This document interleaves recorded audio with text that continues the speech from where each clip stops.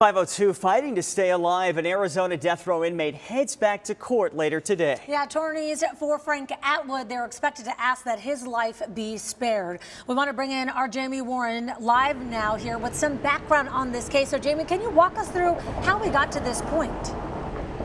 Well, he was convicted of murder back in 1987, and if he's denied clemency today, he will be one step closer to his scheduled execution on June 8th. So Frank Atwood's crimes, they were committed before the gas chamber was outlawed here in Arizona back in 1992. So he actually had the choice between the gas chamber or lethal injection, but because he declined to pick a method, officials say he will now die by lethal injection.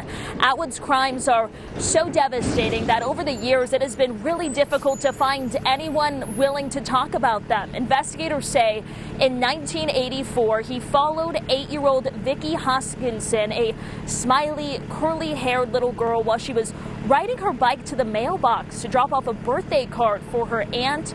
Investigators say he kidnapped Vicky, took her life, and dumped her body in the Tucson desert. Just horrifying. And if his execution goes as scheduled, Atwood will be the second death row inmate in Arizona to be executed within the past 2 months. Clarence Dixon was executed 2 weeks ago after being sentenced to death in 2002 for murdering an ASU student.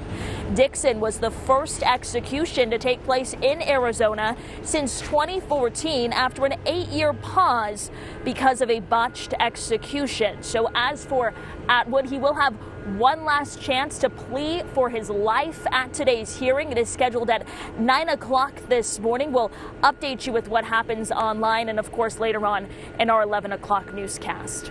Allison.